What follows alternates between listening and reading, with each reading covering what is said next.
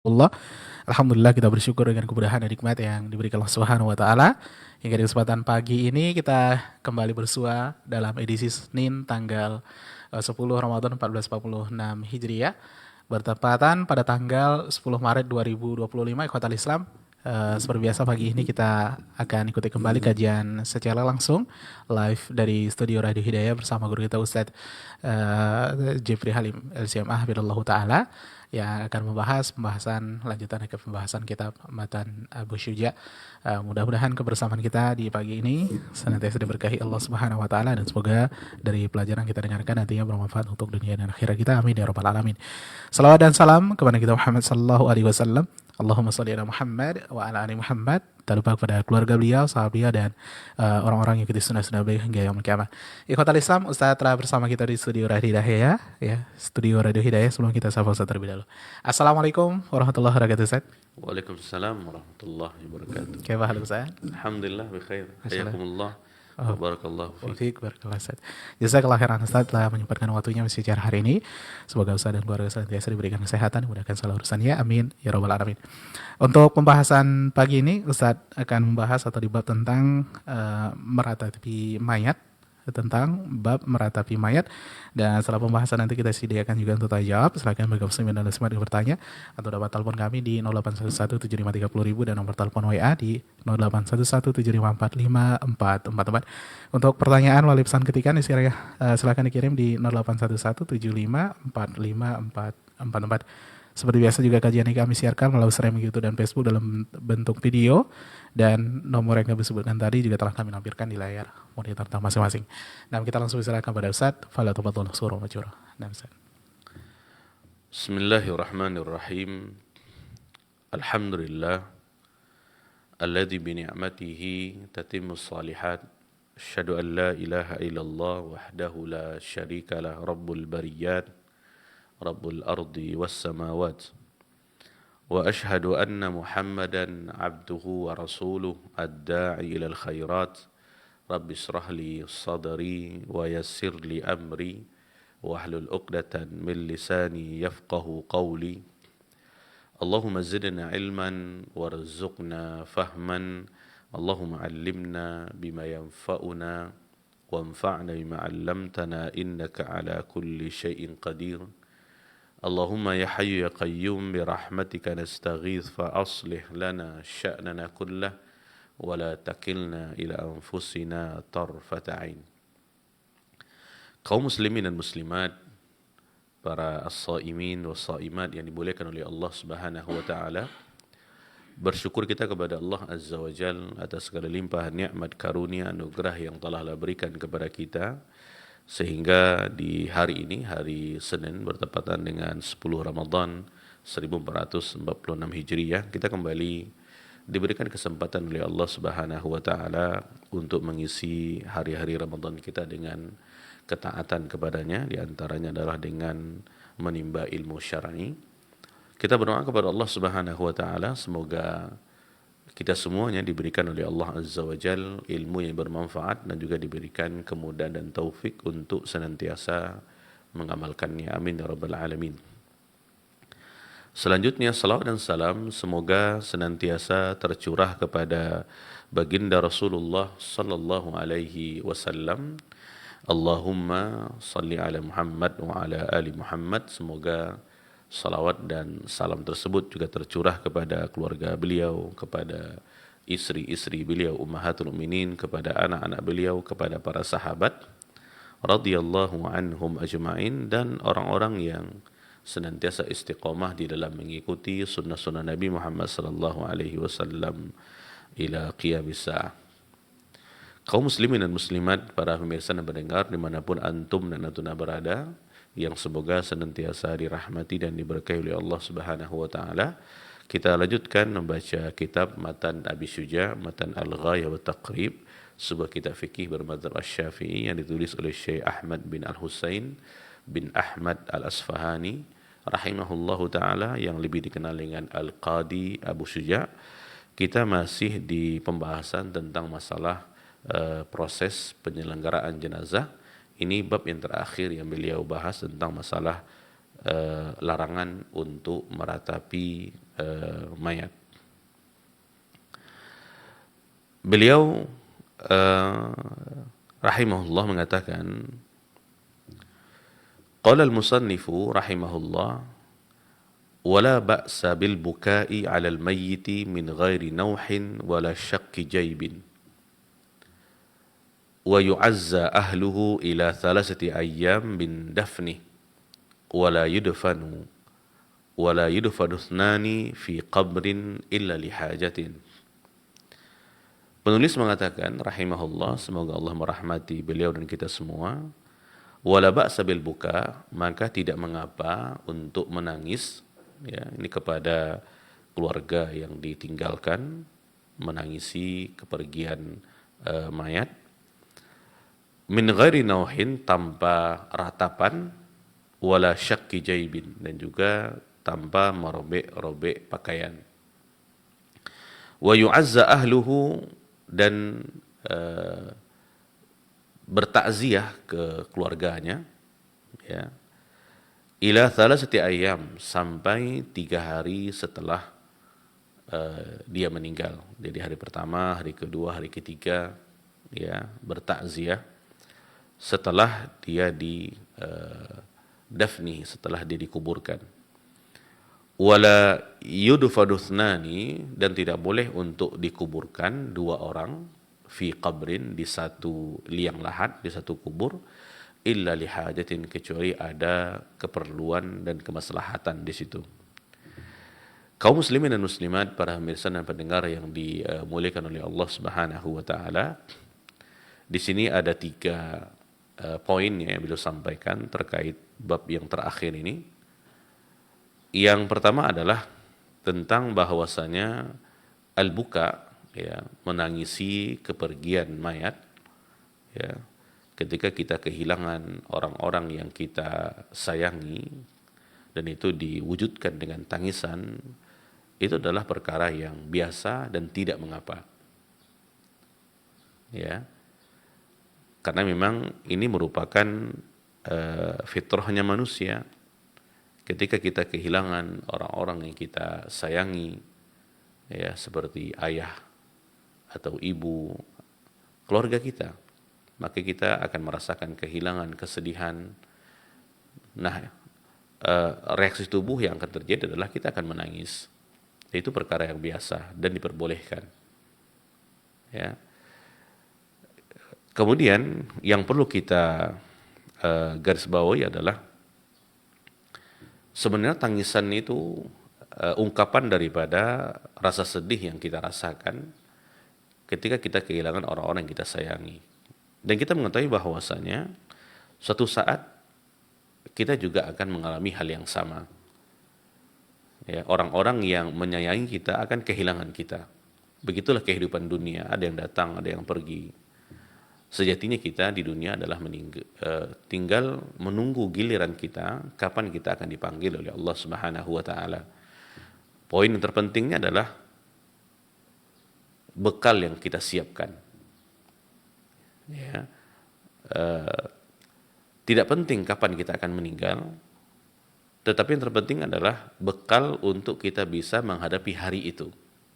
Makanya di dalam keadaan normal, terutama ketika kita diberikan nikmat karunia oleh Allah Subhanahu wa taala, bertemu dengan musim ibadah seperti Ramadan ini momen yang terbaik untuk kita bisa menyiapkan bekal ke kampung akhirat kita.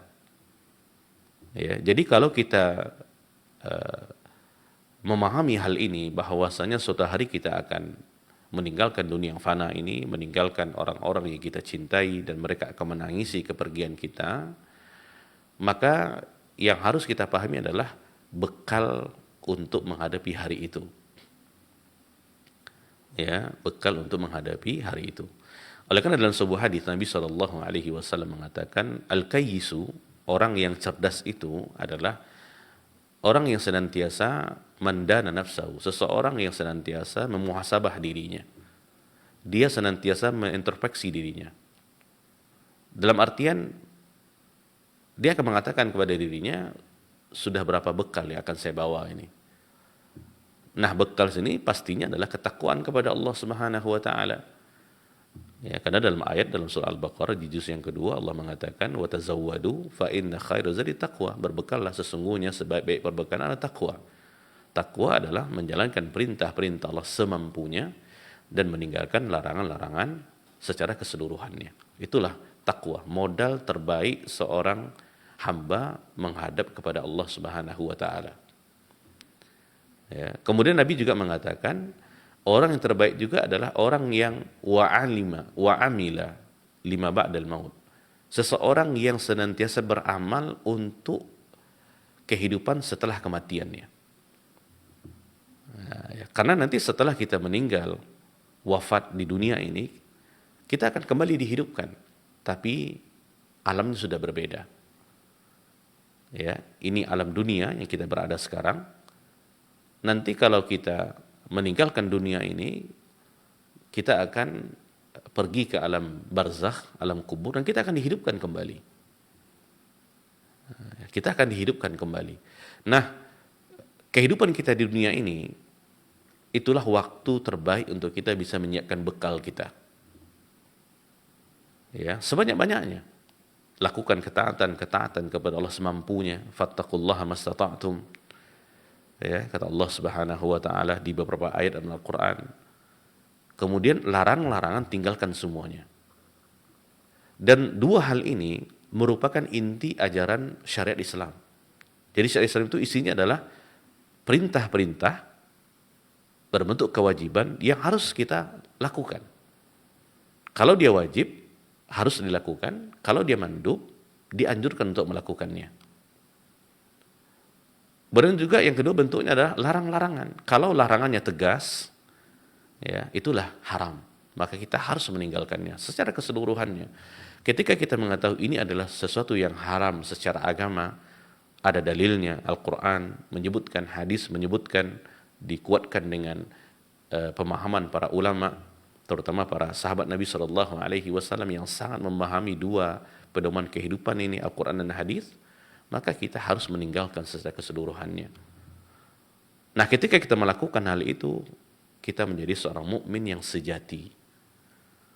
Kita sudah menjadi seorang hamba yang benar-benar taat kepada Allah Subhanahu wa taala.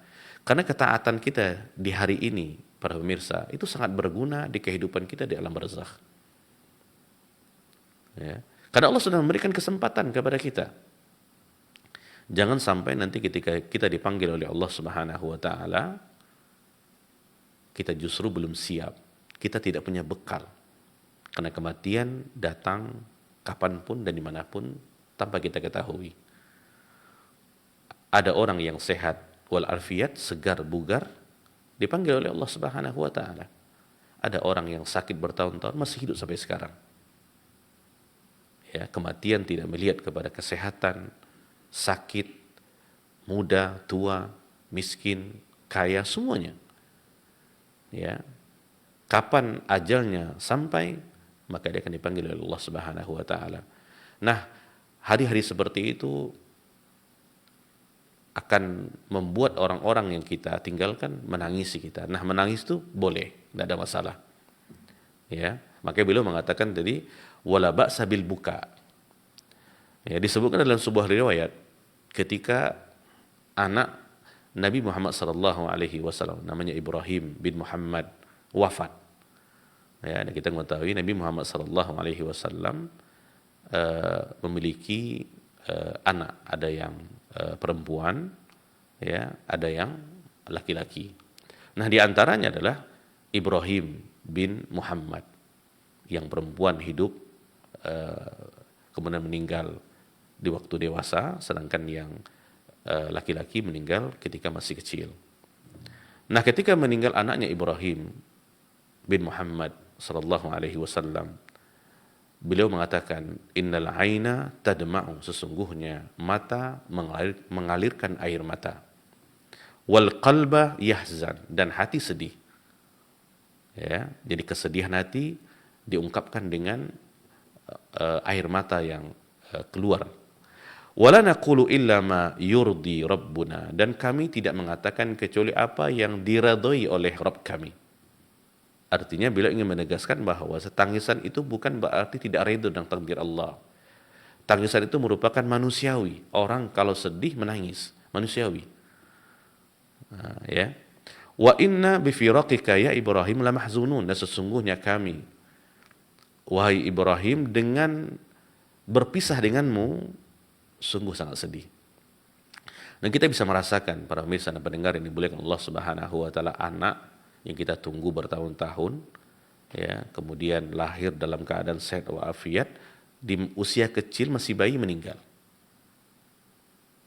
Ya, hati orang tua mana yang tidak akan sedih? Ayahnya sedih, apalagi ibunya yang mengandungnya 9 bulan, penuh dengan perjuangan, pengorbanan, tiba-tiba dipanggil oleh Allah Subhanahu wa taala. Ya, di waktu seperti ini. Di waktu lagi lucu-lucunya. Dipanggil oleh Allah Subhanahu wa taala. Maka ini sesuatu yang luar biasa gitu. Ya, makanya beliau menegaskan bahwasanya beliau sangat sedih dengan berpisah dengan anaknya. Ya, karena tidak ada seorang pun yang tidak akan sedih ketika ditinggalkan oleh anaknya yang masih kecil, yang sangat dia harapkan kelahirannya. Ya. Nah, di dalam sebuah hadis, ya, ini hadis qudsi dikeluarkan oleh Imam Ad-Darimi, yaqulullah subhanahu wa ta'ala, Allah berfirman, ma li'abdi al-mu'min indi jaza, tidaklah bagi hambaku yang mukmin di sisiku pahala. Dia tidak akan mendapatkan pahala idza qabattu, apabila aku mengambil safiyahu min ahli dunia, orang yang dia sangat cintai daripada penduduk dunia. Ya, tidaklah bagi seorang hamba di sisiku pahala apabila aku mengambil safiyahu, orang yang dia sangat cintai. Ya, kita mencintai ayah kita, ibu kita, ya, mencintai juga anak-anak kita. Nah, ketika orang-orang yang kita sayangi ini dipanggil, diambil oleh Allah Subhanahu wa taala, kemudian Allah mengatakan summah tasabahu, kemudian dia mengharapkan pahala. Dia bersabar dengan takdir Allah Subhanahu wa taala. Ya, yang sangat menyedihkannya. Tetapi dia ihtasab, dia mengharapkan pahala daripada musibah itu. Maka seorang hamba yang mengalami hal itu, diambil orang-orang yang dia sayangi oleh Allah Subhanahu wa taala, dia bersabar justru mengharapkan pahala daripada musibah itu, maka Allah mengatakan ilal jannah, tidak ada pahalanya kecuali surga Allah Subhanahu wa taala. Kenapa demikian? Karena ini menunjukkan bahwasanya dia ridho dengan ketentuan-ketentuan Allah Subhanahu wa taala, ini takdir. Ya. Dan beriman kepada takdir ini merupakan satu di antara rukun iman. Nah, itu akan diaplikasikan ketika kita kehilangan orang-orang yang kita sayangi. Mungkin sekarang ya kita memahami hal itu mungkin ya. Karena kita belum lagi menghadapi momen itu. Tapi ketika kita menghadapi momen itu, ya, ketika ada mungkin seseorang yang menelpon mengabarkan bahwasannya ayah kita meninggal atau ibu kita meninggal. Nah, ketika itulah iman kepada takdir kita diuji. Apakah kita benar-benar beriman atau hanya sebatas hiasan di bibir saja. Karena memang musibah itu ataupun kesabaran itu sangat diuji ketika musibah pertama kali menimpa. Itu dikatakan hadis Nabi SAW, innamas sabru fis saramatil ula, sesungguhnya kesabaran itu pada musibah yang pertama. Karena nanti beban daripada kesedihan itu akan berkurang seiring dengan berjalannya waktu. Tapi dari hanya itu luar biasa. Nah, orang-orang yang bersabar ketika orang-orang yang dia sayangi dipanggil oleh Allah Subhanahu wa taala, justru dia malah mengharapkan pahala daripada musibah itu. Ya. Kemudian dia menangis. Ya. Ungkapan rasa sedihnya itu hal yang biasa. Perkara yang manusiawi. Maka beliau mengatakan fala ba'sa bil buka. Ya. Alal mayyit. Ya, itu sesuatu yang diperbolehkan. Kaum muslimin dan muslimat, para pemirsa yang dimuliakan oleh Allah Subhanahu wa taala. Kemudian lanjutan daripada hadis yang kita baca tadi, beliau sallallahu alaihi wasallam juga pernah menangis ketika meninggal cucunya, namanya Umamah binti Zainab, ya, binti ibnati Zainab. Ini Umamah anaknya Zainab meninggal, cucu beliau sallallahu alaihi wasallam. Nah, ketika itu beliau menangis. Faqilalah, dikatakan kepada beliau, ada orang yang bertanya kepada Nabi sallallahu alaihi wasallam ketika itu, "Ya Rasulullah, atabki?" Wahai Rasulullah, kenapa kau menangis? Awalam tunha anil buka, apakah tidak dilarang untuk menangis? Ya, faqala, maka Nabi sallallahu alaihi wasallam mengatakan, "Innama hiya rahmatun." Dia adalah rahmat. Tangisan itu merupakan rahmat. Ja'alaha Allahu fi qulubi ibadi. Allah jadikan di hati-hati hambanya. Wa innama, sesungguhnya, yarhamullahu min ibadihi ruhama. Allah Subhanahu wa taala menyayangi hamba-hambanya yang paling penyayang.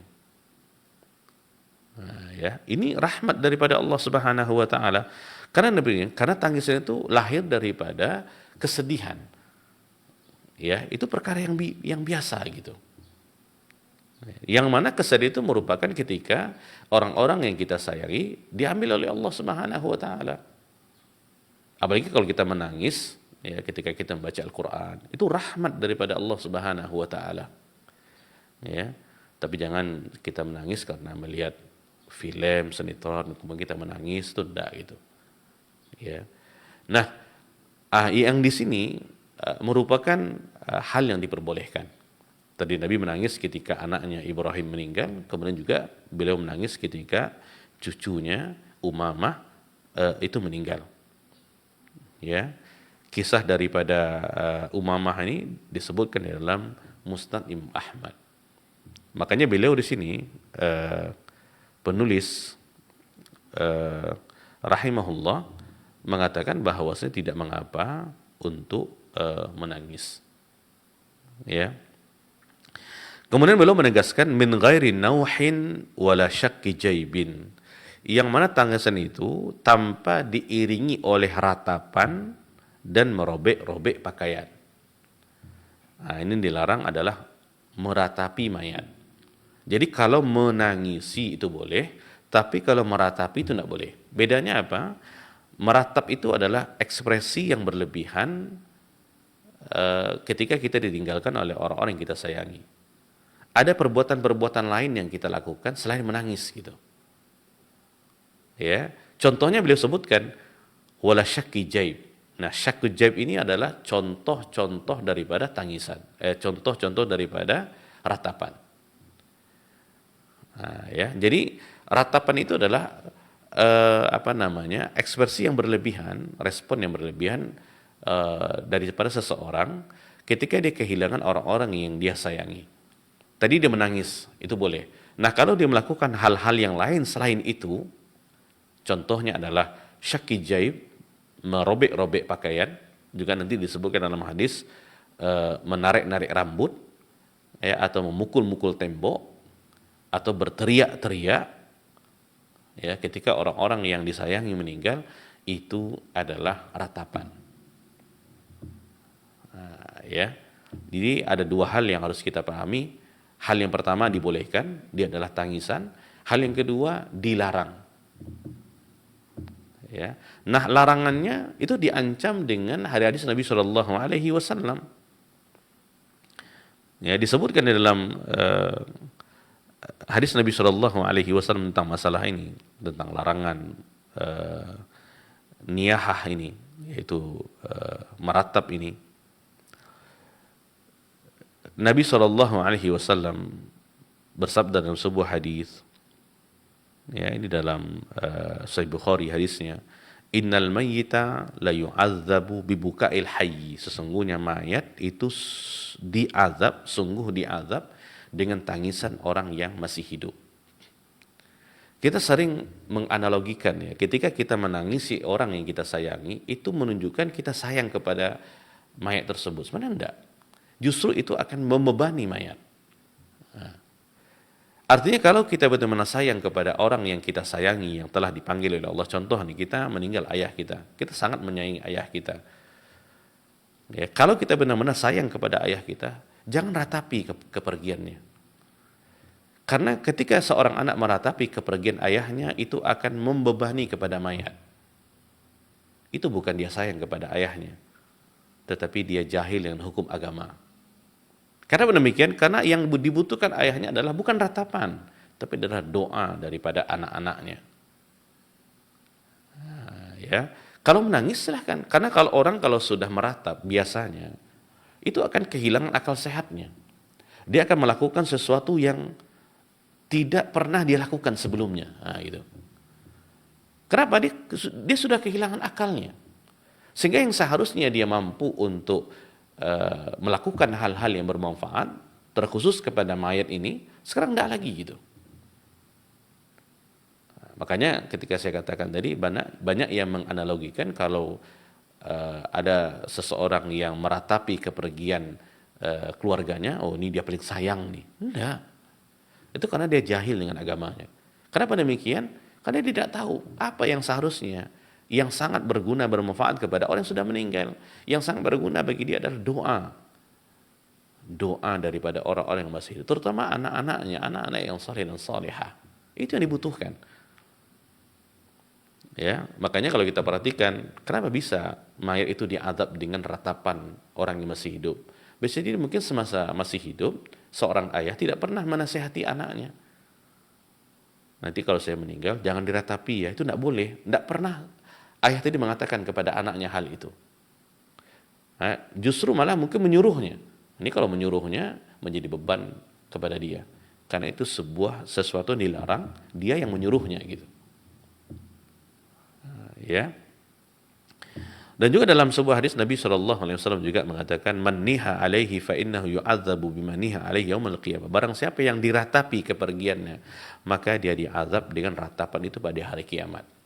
Nah, disinilah pentingnya para pemirsa pendengar yang dimuliakan Allah Subhanahu wa taala menanamkan akidah yang benar kepada keluarga kita, terutama kepada anak-anak. Ya.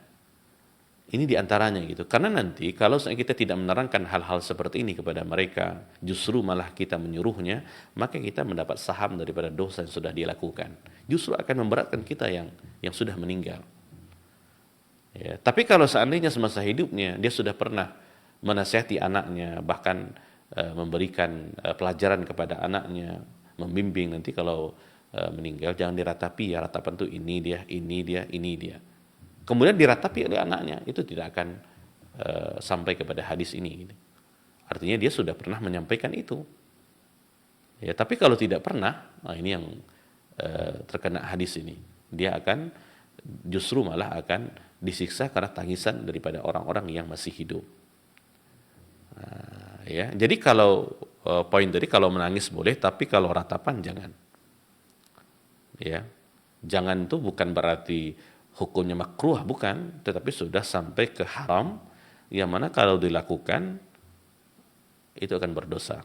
Bukan hanya berdosa kepada pelakunya, tapi juga akan menjadi beban kepada orang yang diratapi. Nah, ya. Di dalam sebuah hadis yang lain tentang larangan meratap ini, disebutkan wa kana sallallahu alaihi wasallam ya'khudul bai'ata 'alan nisa. Nabi sallallahu alaihi wasallam mengambil bai'at, janji kepada para wanita. Ya, jadi Nabi mengambil janji kepada para laki-laki dan juga kepada wanita. Nah, di antara janji yang diungkapkan adalah alla yanuhna, agar para wanita ini ketika mendapatkan musibah, terkhusus kematian orang-orang yang mereka sayangi, itu mereka tidak boleh meratap. Ini di antara janji ini. Ya. Ini disebutkan oleh Ummu Atiyah radhiyallahu anha di dalam Sahih Bukhari. Kenapa di sini kalau kita perhatikan Pak pemirsa, lebih dikhususkan kepada wanita? Karena biasanya yang sering melakukan ratapan ini adalah wanita. Ya, karena dia lebih mengedepankan perasaan berbanding akalnya. Ya, karena kalau sudah main perasaan ya seperti itu keadaannya. Beda dengan laki-laki. Maksudnya adalah laki-laki mungkin saja akan melakukan ratapan ini, tapi tidak sebesar kemungkinannya pada wanita. Ya, ini bukan berarti tidak boleh menangis, boleh, tidak ada masalah. Bukan berarti laki-laki kalau menangis ketika orang-orang yang dia kasihi kemudian meninggal kemudian dia menangis itu tidak bagus. Tidak, itu malah justru bagus gitu. Yang tidak boleh itu adalah meratap tadi. Nah, meratap ini biasanya perempuan yang lebih dominan berbanding laki-laki. Karena memang begitu Allah menciptakan fitrahnya gitu. Yang mana dia lebih mengedepankan perasaannya berbanding akalnya.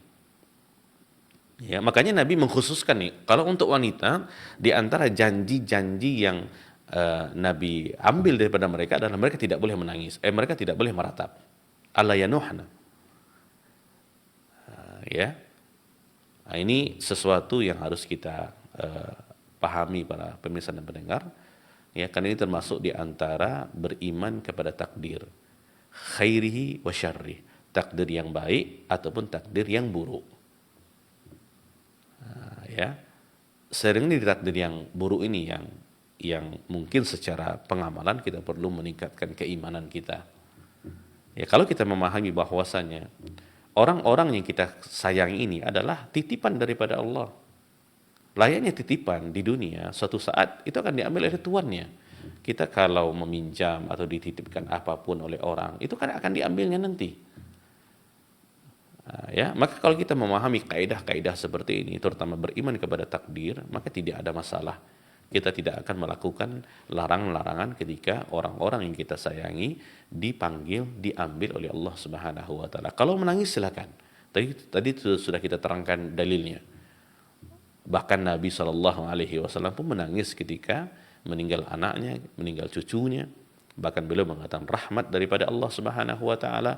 Yang tidak boleh itu adalah niyahah dan bentuknya adalah syakku jaib, disebutkan di dalam kitab ini. Juga di antaranya adalah menarik-narik rambut, ya, memukul-mukul tembok, memukul-mukul badan, atau mungkin berguling-guling di tanah. Ya, ini adalah ekspresi yang berlebihan ketika orang-orang yang kita sayangi itu dipanggil oleh Allah Subhanahu wa taala, dan ini adalah sesuatu yang dilarang. Disitulah nampak imannya seseorang gitu. Kalau dia benar-benar beriman dengan takdir, maka dia tidak akan melakukan larang-larangan. Dia justru malah akan melakukan hal-hal yang diperbolehkan seperti menangis tadi. Ya. Baik para pemirsa dan pendengar yang dimuliakan oleh Allah Subhanahu wa taala. Disebutkan dalam hadis yang lain, di dalam Sahih Muslim hadisnya, Nabi Shallallahu alaihi wasallam mengatakan, innallaha la yu'adzibu bidam'il aini wala bihuznil qalbi.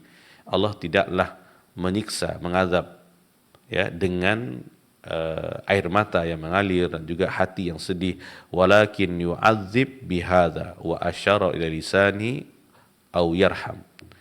Ya. Tetapi Allah Subhanahu wa taala menyiksa dengan ini, yaitu dengan lisan. Ya. Yang mana ketika seseorang ditimpa musibah, kemudian keluar daripada lisannya perkataan-perkataan yang menunjukkan dia tidak ridho dengan takdir Allah. Nah, dia akan disiksa oleh Allah Subhanahu wa taala dengan hal itu. Atau Allah Subhanahu wa taala juga akan merahmatinya dengan lisannya ketika dia mengucapkan kalimat-kalimat yang dianjurkan. Ya, maka kita disunahkan untuk mengucapkan kalimat-kalimat doa-doa ketika kita ditimpa musibah. Inna lillahi wa inna ilaihi raji'un. Ini bukan khusus kepada orang yang mendapatkan musibah kematian, ya, musibah apa saja. Kita disunahkan mengucapkan doa ini. Inna lillahi wa inna ilaihi raji'un. Allahumma ujurni fi musibati wa khlufni khairun minha.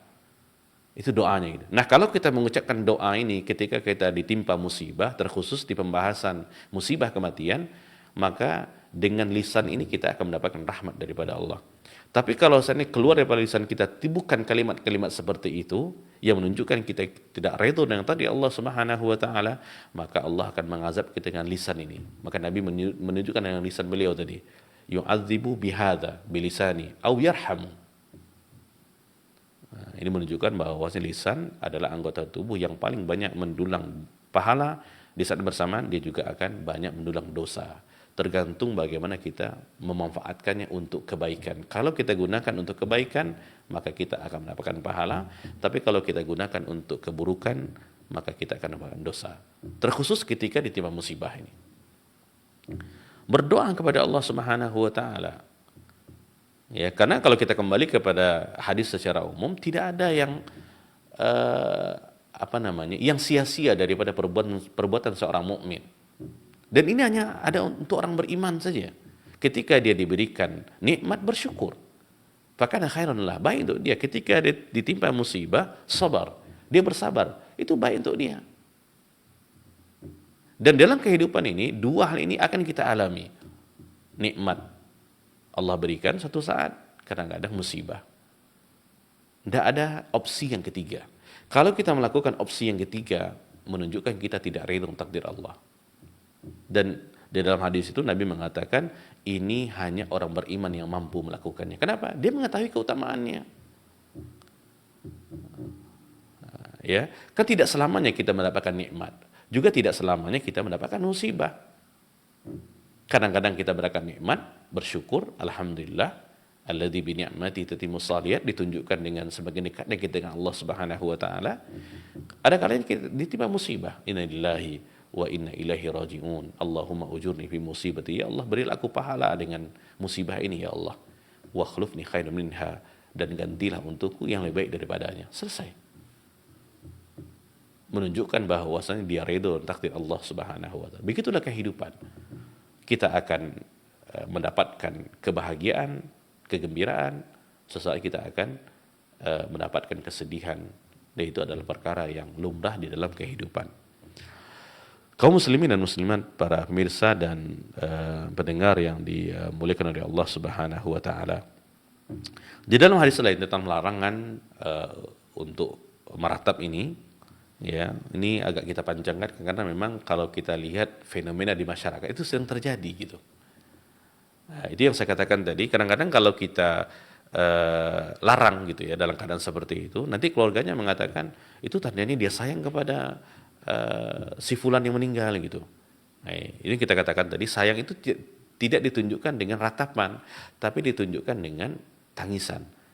Yang mana kalau menangis kita masih terkontrol gitu. Lisan kita tetap akan mengucapkan kalimat-kalimat yang menunjukkan kita ridho takdir Allah Subhanahu wa taala. Ya, kita tidak bisa menahan tangisan itu karena itu rahmat daripada Allah Subhanahu wa taala. Tapi kalau ratapan, ini yang dilarang. Di dalam hadis Nabi sallallahu alaihi wasallam, ya, ini dikeluarkan oleh ashabus sunan kecuali Imam Abu Daud. Nabi mengatakan sallallahu alaihi wasallam, "Laisa minna man daraba al-khududa wa syaqqa al-juyuba wa da'a bi da'wal jahiliyah." Bukan termasuk golongan kami, kata Nabi sallallahu alaihi wasallam.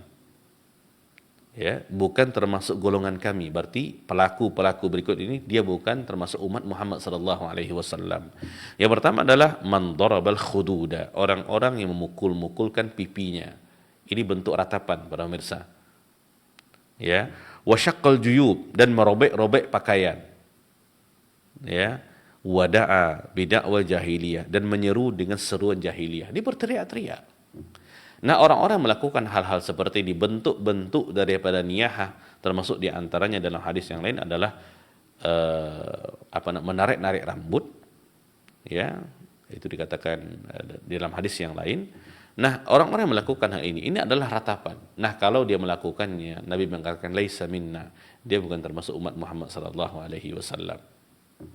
Jadi ini bukan perkara yang remeh gitu. Ya, maka hanya dengan ilmu agama, dengan ilmu agama yang kokoh pada diri seseorang, maka dia bisa tahu apa yang harus dilakukan, apa yang tidak harus dia lakukan. Ini pentingnya ilmu agama, para pemirsa dan pendengar ini oleh Allah Subhanahu wa taala, terutama untuk keluarga kita gitu. Karena dalam hal-hal seperti ini itu sering terjadi. Jangan sampai nanti hal itu terjadi justru malah menjadi sesuatu yang membebani kepada yang meninggal. ayah, ibu, ya, kemudian keluarga yang lain. Ya, sudahlah kita bersedih dengan hal itu, sekarang justru malah bukan hanya musibah kepada kita, tapi juga musibah kepada orang yang meninggal karena diratapi oleh keluarganya. Baik, para pemirsa dan pendengar yang dimuliakan oleh Allah Subhanahu wa taala. Kemudian poin yang kedua beliau menyebutkan wa yu'azza ahluhu ila thalathati ayyam min dafni. Kemudian memberikan takziah. Takziah ini kan kalau kita lihat dalam bahasa ya, at-ta'ziyah dia kan berbentuk masdar, azza yu'azzi. Itu maksudnya adalah at-tasbir, memberikan kesabaran kepada keluarga yang ditinggalkan, menghibur. Itu takziah namanya. Ya, jadi kita kalau mendapatkan kabar meninggal, apakah tetangga atau apapun, kemudian kita kenal dengan keluarga yang meninggal, apakah anaknya atau siapapun, kita datang, kemudian kita bertakziah. Kita datangi orang yang kita kenal, kalau kita kenal anaknya, kita datangi anaknya, kemudian kita ucapkan kalimat-kalimat yang membuat dia sabar dengan musibah yang dia hadapi. Itu adalah takziah. Nah, ya, itu yang takziah. Biasanya kalau kita bawa sesuatu, ya, seperti mungkin beras, ya, juga sunnahnya kalau dia meninggal adalah kita membuatkan makanan untuk yang meninggal, untuk yang keluarga yang ditinggalkan, ya, karena biasanya kalau orang mendapat musibah kematian, jangankan menyediakan makanan, makan pun tidak mau. Nah, jadi disiapkan. Ini merupakan sunnah Nabi Shallallahu Alaihi Wasallam ketika kami mengatakan kepada para sahabat, ya, meninggal Ja'far, ya, kemudian Nabi mengatakan isna'u li ahli Ja'far ta'aman, buatkanlah makanan untuk keluarga Ja'far. Ini yang sunnahnya gitu.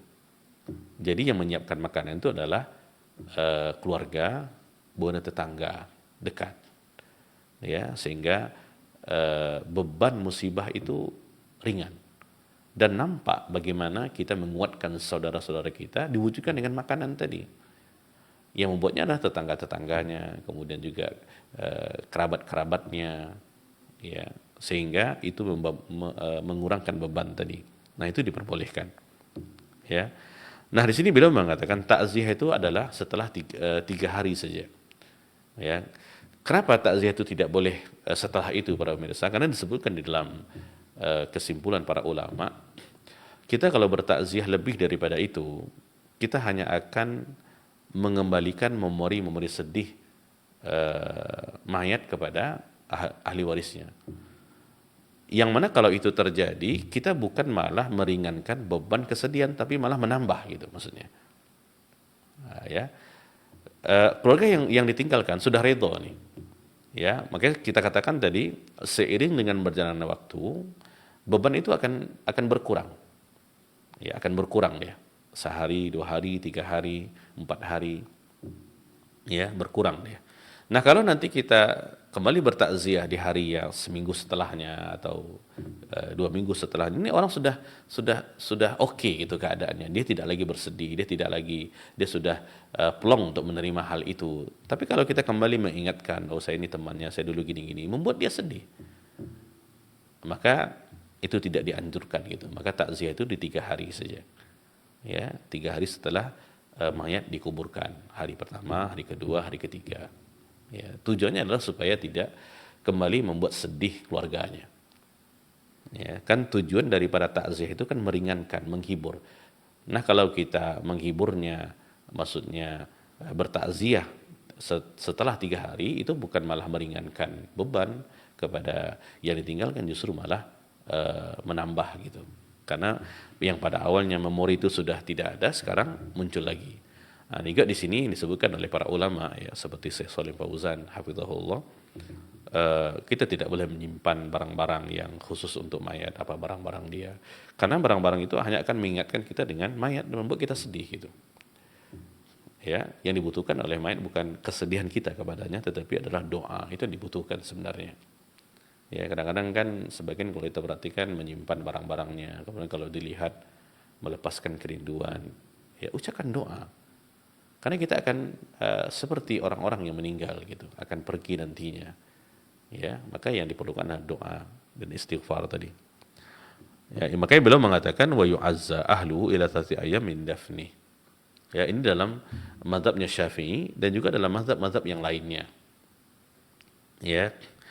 Adapun mungkin kalau kita perhatikan yang bertakziah berkumpul di rumah ya, duka setelah 3 hari, ya, kemudian mereka khususkan dengan hari-hari yang berikutnya, itu tidak sunnahnya dari Nabi Shallallahu Alaihi Wasallam. Bahkan dalam mazhab Syafi'i sendiri pun yang mungkin kita mengklaim kita bermadzhab Syafi'i itu melarang.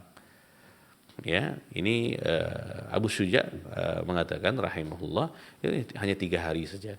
Nah, bertakziah itu bukan berarti harus berkumpul, bukan. Dia adalah kita memberikan keteguhan, kita menghibur kepada ahlul bait. Begitu saja. Ya, bukan harus berkumpul kemudian membaca sesuatu, ya, kemudian makan-makan.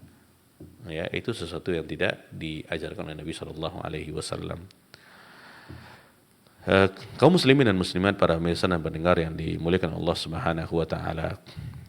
Disebutkan oleh Nabi Shallallahu Alaihi Wasallam tentang keutamaan bertakziah ini, hadis di dalam Sunan Ibnu Majah, Nabi Shallallahu Alaihi Wasallam mengatakan, "Ma min mu'min yu'azzi akhahu bi musibatin illa kasahullahu Subhanahu wa taala min hulalil karamah yaumal qiyamah." Tidak ada seorang pun yang memberikan takziah apabila saudaranya terkena musibah, didatang ke rumah temannya, ke tempat temannya, memberikan hiburan, bertakziah, kecuali akan Allah pakaikan untuknya pakaian kemuliaan pada hari kiamat. Nah, ini keutamaan bertakziah secara syar'i. Ya. Jadi bertakziah itu syar'i, merupakan ajaran Islam.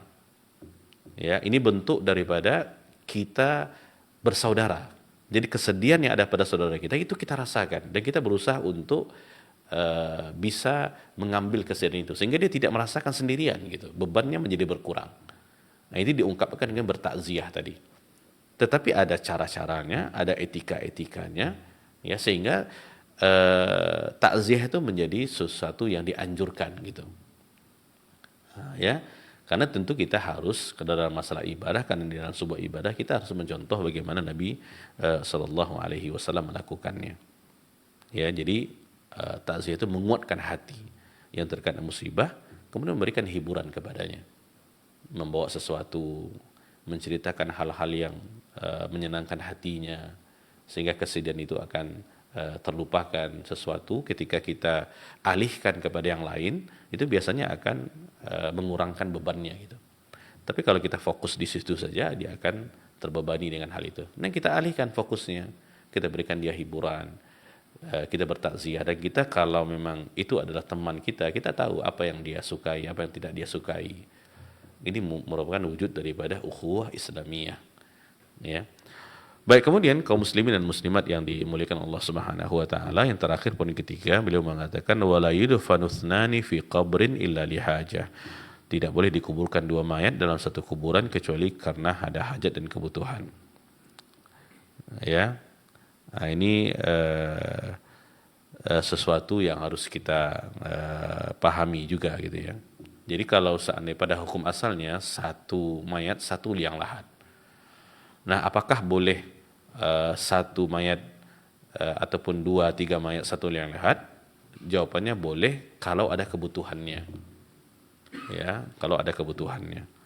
Ya, dan Nabi SAW pernah melakukan ini ketika beliau menguburkan para sahabat yang mati syahid di 1 liang lahat, di 1 tempat. Ya, yang kalau di kita mungkin namanya kuburan massal. Itu boleh kalau ada kemaslahatannya gitu. Tapi kalau tidak ada kemaslahatannya, tidak ada hajatnya, maka dikembali kepada hukum asalnya, 1 liang lahat, 1 mayat gitu. Baik, mungkin ini yang dapat kita sampaikan terkait tentang masalah larangan meratapi mayat ini. Ya, ini poin ataupun pembahasan terakhir di Kitabul Janaiz di dalam matan Nabi Syuja ini. Ya. Dan memang kalau kita perhatikan sangat banyak yang tersebar di masyarakat aktivitas-aktivitas terkait masalah ini yang tidak syar'i, maka kita kembali kepada dalil. Ya, selama ada dalil maka kita melakukannya, kalau tidak ada dalil maka kita tidak melakukannya. Ya, karena kita ingin terikat dengan dalil yang merupakan pedoman dalam kehidupan kita. Karena kita tidak boleh hanya mengedepankan perasaan saja gitu. Ataupun yang kita namakan dengan kebiasaan-kebiasaan ada di masyarakat. Ya. Ini harus kita pahami. Baik, mungkin demikian. Wallahu a'lam wa a'lam bissawab. Terima kasih atas pembahasan dari pembahasan yang telah disampaikan dari pembahasan kita pada Abu Syuja. Semoga menjadi renungan kepada kita semua, menjadi tambahan ilmu yang diberikan Allah Subhanahu wa taala. Baik, ikhwatal Islam rahimani rahimakumullah. Kita masuk ke sesi tanya jawab. Ada sekitar 20 menit kurang lebih. Kita persilahkan bagi kaum muslimin dan muslimat yang bertanya, kami persilahkan hubungi nomor telepon di 08117530.000 atau nomor telepon WA di 081175454444. Untuk pesan-pesan atau pertanyaan-pertanyaan masuk pesan ketikan, silakan dikirim di 081175454444. Kita coba angkat dari telepon. Assalamualaikum. Waalaikumsalam warahmatullahi wabarakatuh. Nah, dengan siapa di mana? Dari Pak Anis, saya Kumbu, Sumatera Barat. Bapak Anis di Payakumbuh, Sumatera Barat. Silakan Pak Anis. Oh, assalamualaikum Pak Ustadz. Waalaikumsalam warahmatullahi wabarakatuh. Ya, silakan Bapak. Yang ditanyakan nih Pak Ustadz masalah takziah. Kalau di kampung kita di sini takziah itu pada umumnya yang laki-laki setelah selesai sholat maghrib. Kemudian ditunggu sebentar di rumah duka. Nanti ada orang hadir sekitar 70 orang umpama. Kemudian dihitung tuh semua yang datang itu dihitung. Kemudian setelah sampai umpama 70 orang, kemudian tahlil bersama-sama. Banyaknya tahlil itu dihitung 70.000 kali tahlil dibagi 70 orang, jadi kira-kira 10.000 orang. Berapa kali tahlil itu? Umpama ke 700 kali tahlil seorang supaya bisa mencapai 70.000 kali tahlil. Tahzir itu apa tuh, Pak? Jadi bagaimana ini hukumnya Pak Ustaz? Itu yang ditanyakan. Tahzir itu maksudnya apa Pak? Tahzir apa tahlil maksudnya? Tahlil. Tahlil. Oh, tahlil. Mengucapkan kalimat la ilaha illallah 70.000 kali. Dikalikan dengan lain. Kalau sampai 70.000 apa keutamaannya yang disampaikan oleh masyarakat di Ya, sini? yang 70.000 kali itu tahlil sendirian. Tapi ada orang 70 orang yang hadir. Hanya 70.000 itu dibagi 70. Jadi sekian kali tahlil. Nah, itu saya Pak. Baik. Terima Ya, kasih itu Pak Anis. aja. Jazakallah khair. Assalamualaikum warahmatullahi wabarakatuh. Waalaikumsalam warahmatullahi wabarakatuh. Baik, terima kasih kepada Bapak Anis di Kota Payakumbuh yang Sumatera Barat. Ya, semoga Allah senantiasa menjaga beliau, keluarganya dan kita semua. Seperti yang kita katakan di akhir kajian tadi ya, memang banyak tersebar di masyarakat ritual-ritual khusus ya terkait kematian ini yang kalau kita kalau kita bandingkan dengan atau kita ini kan dengan dalil itu sangat jauh daripada dalil gitu, artinya tidak ada dalilnya sebenarnya. Dia lebih kepada adat kebiasaan yang terjadi di masyarakat tersebut gitu. Ya. Termasuk di antaranya takziah tadi. Ya. Kalau kita kembalikan makna takziah itu seperti yang kita katakan tadi, dia adalah at-tasbir, memberikan kesabaran, menguatkan hati keluarga yang ditinggalkan. Ya. Kemudian berusaha untuk mengurangkan beban musibah yang ada pada mereka. Ya, apakah kesedihannya ataupun apapun lah namanya gitu.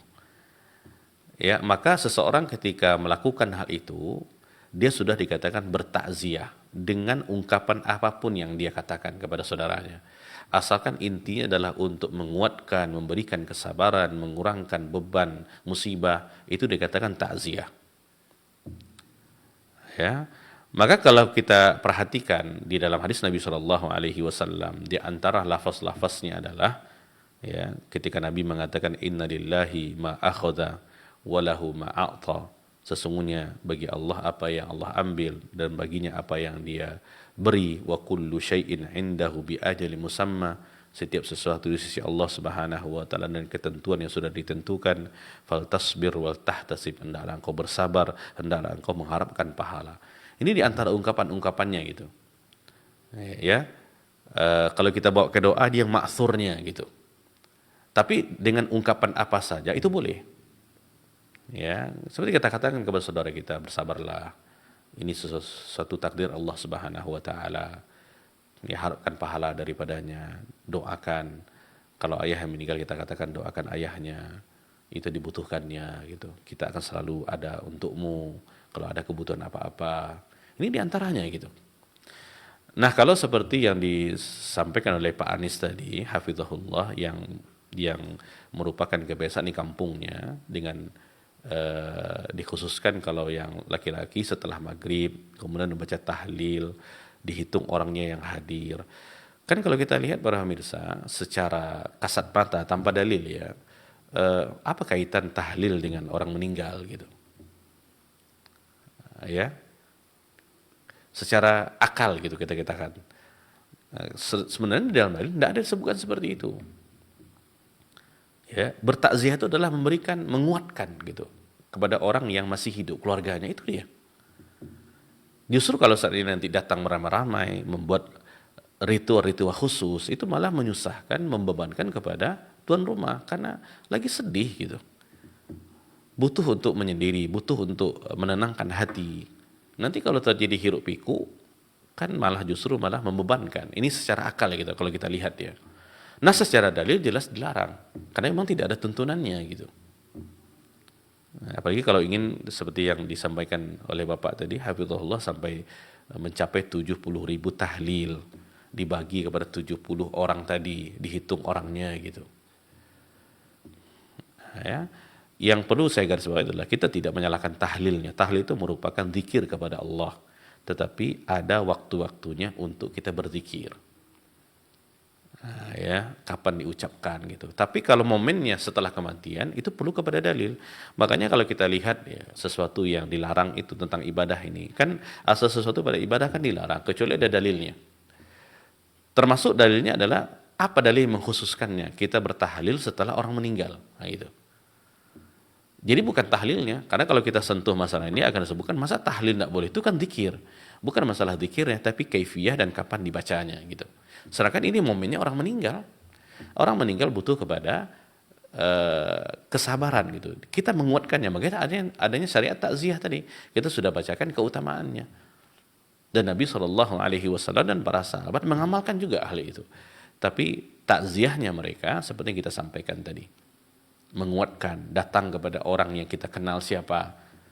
Ya, yang meninggal ayahnya, kita tahu ayahnya, kita kenal anaknya, datang kepada anaknya, ungkapkan kata-kata takziah, kata-kata untuk menguatkan, meringankan beban hidupnya, beban musibahnya gitu.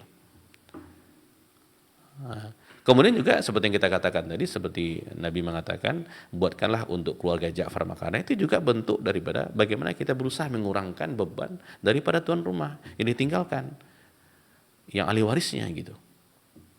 Oh, ternyata banyak saudaranya yang ikut membantu, tidak susah dia makan, tidak susah dia minum, ada orang yang melihatnya, itu kan meringankan gitu.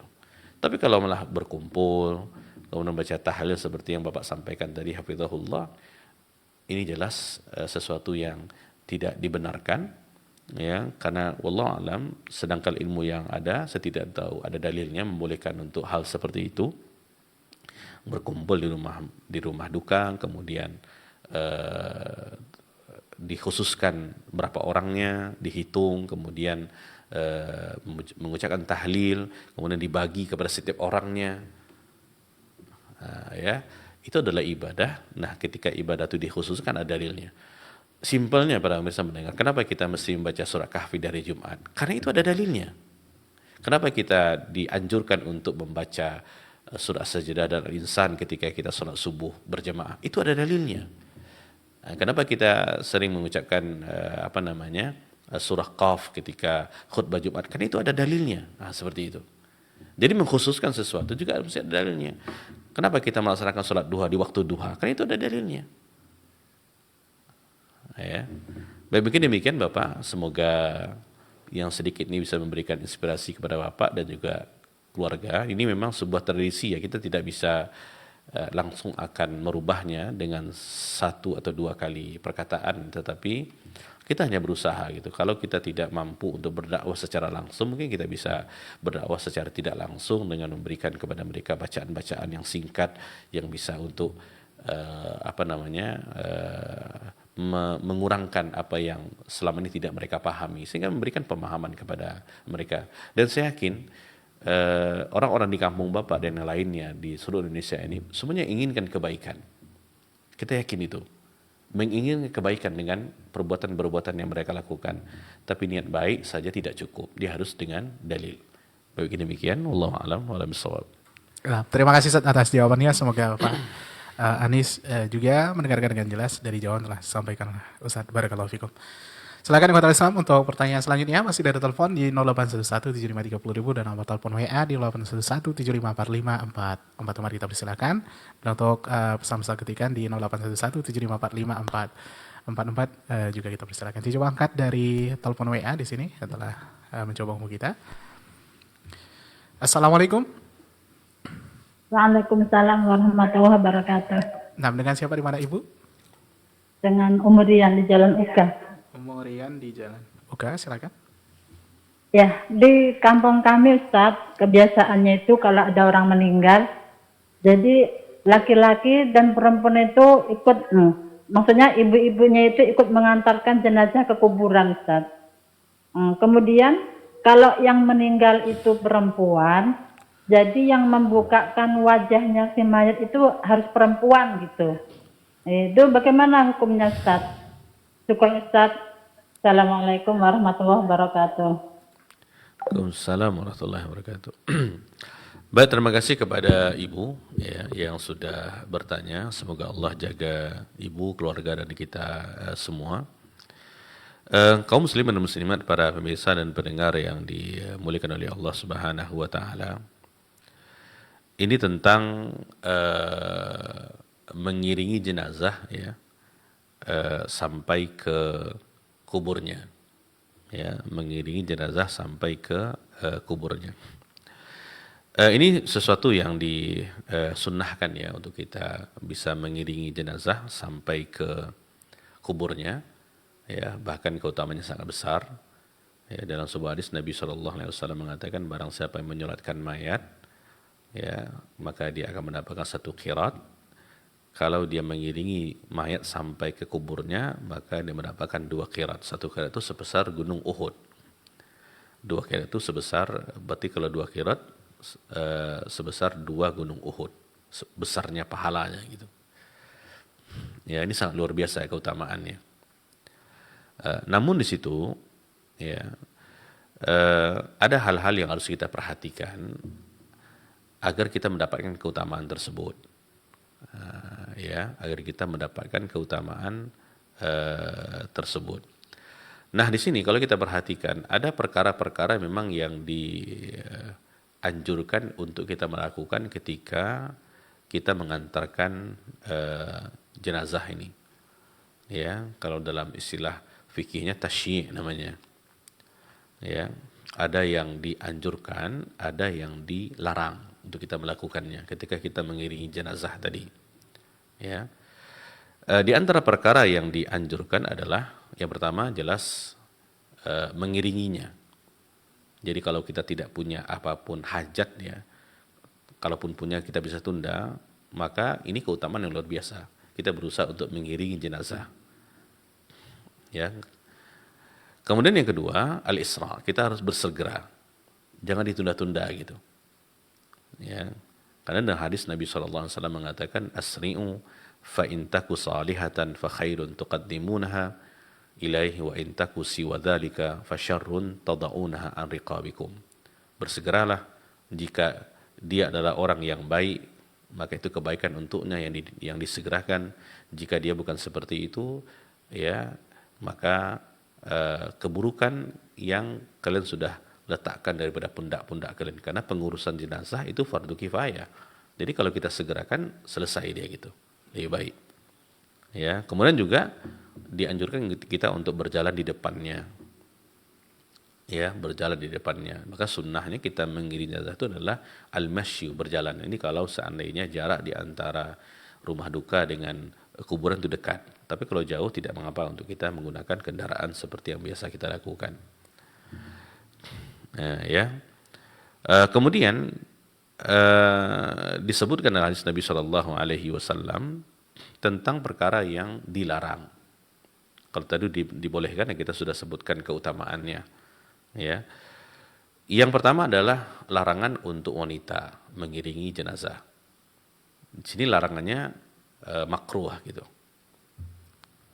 Ya, disebutkan dalam hadis Ummu Atiyah radhiyallahu anha. Ini hadis di dalam Ibnu Majah, Sunan Ibnu Majah.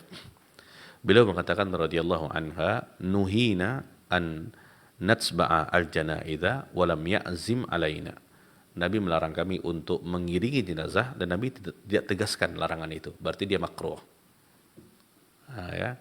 Tapi kalau seandainya yang mengiringi itu adalah yang berkaitan dengan jenazah, contoh mungkin keluarganya, itu tidak mengapa selama keluarganya mampu untuk mengontrol dirinya tidak melakukan hal-hal yang dilarang. Seperti kita katakan tadi, biasanya yang melakukan hal seperti itu adalah wanita kebanyakannya. Ya, ratapan dan hal-hal yang seperti itu, karena dia tidak mampu mengontrol dirinya gitu. Nah, itu salah satu hikmahnya gitu. Ya, jadi sebenarnya kalau kita perhatikan hukum asalnya itu makruh seorang wanita keluar mengiringi jenazah. Ya, karena Ummu Atiyah tadi mengatakan kami dilarang, tapi Nabi tidak menegaskan larangan tersebut. Berarti dia bukan haram, tetapi dia makruh, meninggalkannya lebih baik. Kecuali kalau seandainya orang yang mengiringi wanita tadi dia ada kaitan dengan yang meninggal, terutama mungkin ya istrinya, dengan catatan juga dia mampu untuk mengontrol dirinya ketika itu. Ya, karena biasanya dikhawatirkan hal itu terjadi gitu. Ya, yang ingin masuk ke dalam kubur lah, yang ingin dikubur sajalah untuk menemani dan hal-hal yang berkaitan dengannya. Ini juga ditambah dengan tontonan-tontonan yang dijadikan sebagai konsumsi masyarakat gitu.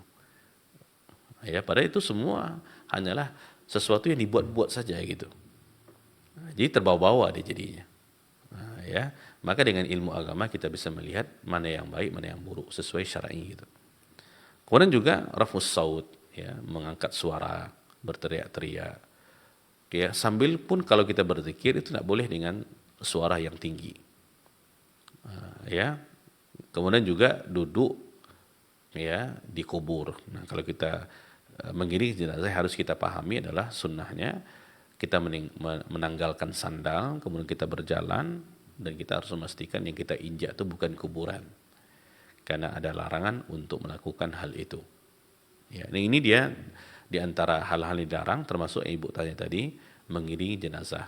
Jadi tidak dianjurkan bagi wanita, ya, tapi kalau seandainya itu merupakan keluarganya diperbolehkan, kalaupun tidak juga diperbolehkan, tapi dengan catatan mampu untuk mengontrol dirinya tidak melakukan hal-hal yang dilarang. Nah, kalau membuka kain kafan ya kayaknya, kalau wanita ya memang seharusnya wanita. Ya, tapi wallahu alam saya tidak tahu apakah itu disyariatkan atau tidak gitu.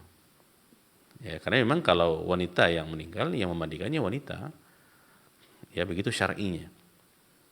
Ya, orang hidup dan mati juga seperti itu. Ya, tapi apakah memang harus dibuka, ya, atau ditutup? Itu yang saya tidak tahu tentang dalilnya. Tapi kalau memang seandainya itu ada, maka wanita ya harus wanita yang bukanya, karena dia kan dibolehkan. Sedangkan laki tidak dibolehkan. Ya, baik, mungkin demikian Ibu yang dapat saya sampaikan, mudah-mudahan bermanfaat. Wallahu a'lam wa a'lam bissawab. Baik, terima kasih atas jawabannya. Semoga yang bertanya juga dapat mendengarkan dengan jelas. Di sini ada pertanyaan yang telah masuk dari WA. Barangkali ini pertanyaan terakhir untuk edisi hari ini karena keterbatasan waktu juga. Ada pertanyaan dari WA di sini, Ustaz. Dari Abu Hanifah di Tarai. Ustaz, Afwan di luar tema, Ustaz. Apa hukumnya mengadakan jamaah kedua di sebuah masjid yang di sana ada imam rawatibnya, Ustaz? Jazakallah khairan atas jawabannya. Baik, terima kasih kepada yang bertanya ya. Itu saudara kita di Tarai, Abu Hanifah. Semoga Allah jaga beliau dan kita semua. Wallahu alam ya, sedangkan ilmu yang saya tahu, ulama di sini membedakan di antara masjid yang didirikan sholat berjamaah secara rutin dengan yang tidak gitu. Ya, artinya kalau didirikan jamaah secara rutin, artinya di perkampungan, di sebuah kompleks yang memang didirikan sholat berjamaah di masjid itu rutin gitu, subuh, kemudian juga zuhur, asar, maghrib, isya, maka ulama mengatakan untuk tidak melakukan jamaah yang kedua itu lebih afdal. Ya, jadi dia hanya keutamaan saja, bukan bentuk larangan gitu. Ya, tapi kalau di masjid-masjid yang tidak seperti itu dia rutin, ini seperti masjid-masjid di rest area, ya mungkin di tempat-tempat yang khusus, mungkin orang singgah di situ, yang mana masyarakat tidak ramai di situ. Nah, masjid-masjid seperti itu, ulama mengatakan membolehkan untuk mengadakan jamaah kedua, kalau luput daripada jamaah yang pertama.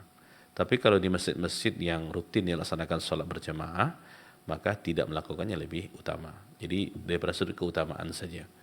Ya, baik, mungkin demikian. Mudah-mudahan bermanfaat. Wallahu a'lam wa a'lam bissawab. Nah, terima kasih atas jawabannya, dan terima kasih juga untuk materi yang telah disampaikan untuk pembahasan hari ini dari pembahasan kitab Matan Abu Syuja. Kita akan kembali di pekan yang akan datang dari lanjutan pembahasan kitab ini. Semoga senantiasa dimudahkan Allah Subhanahu wa taala. Ikhwatal Islam, para pendengar rahimanirakumullah, jazakumullah khairan atas kebersamaannya. Kita tutup kebersamaan kita dengan doa kafaratul majlis. Subhanaka Allahumma bihamdika asyhadu an la ilaha illa anta astaghfiruka wa atubu ilaik. Assalamualaikum warahmatullahi wabarakatuh.